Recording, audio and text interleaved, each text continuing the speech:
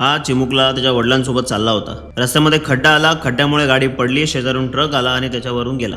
त्या लेकराचा जागेवर जीव गेला. महाराष्ट्राचे मुख्यमंत्री देवेंद्र फडणवीस, उपमुख्यमंत्री एकनाथ शिंदे यांना माझी हात जोडून नम्र विनंती आहे की तुम्हाला या फोडाफोडीच्या राजकारणातून, आमदार फोडाफोडीच्या राजकारणातून, खासदार फोडाफोडीच्या राजकारणातून जर वेळ भेटला चुकून, तर जरा महाराष्ट्रातल्या या मूलभूत प्रश्नांवरती लक्ष द्या. महाराष्ट्राला आज ग्रामीण भागामध्ये असतील किंवा शहरी भागांमध्ये नीट रस्ते नाहीयेत, जागोजागी रस्त्यांना खड्डे पडलेले, दुरावस्था झालेली आहे. अशा प्रकारची सगळी अवस्था व्यवस्था महाराष्ट्रामध्ये आहे. तुम्ही या गोष्टींकडे लक्ष द्या, नीट रस्ते बनवा. नसेल जमत तर तुम्ही त्या पदांवरनं बाजूला व्हा, दुसऱ्याला संधी द्या, कामं करू द्या. नुसतंच मुख्यमंत्री पद घेऊन बसायची, उपमुख्यमंत्री पद घेऊन बसायची आणि गाडी घेऊन फक्त राज्यभर फिरत बसायचं, त्याच्याने काय होणार हो? खराब झालेले रस्ते सुधारायचे कोणी?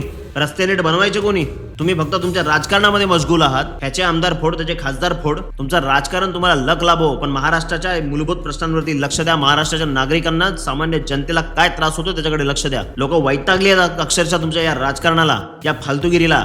प्रत्येक ठिकाणी वानवा आहे. लोकांना नीट सोयी सुविधा भेटत नाही, मूलभूत प्रश्न त्यांचे अजून सोडवले गेलेले नाहीयेत. रस्ते नाही, नीट वीज नाही ग्रामीण भागामध्ये. अशा सगळ्या परिस्थितीमध्ये तुम्ही करताय काय नक्की? जरा शरम वाटू द्या आणि जरा महाराष्ट्राकडे लक्ष द्या.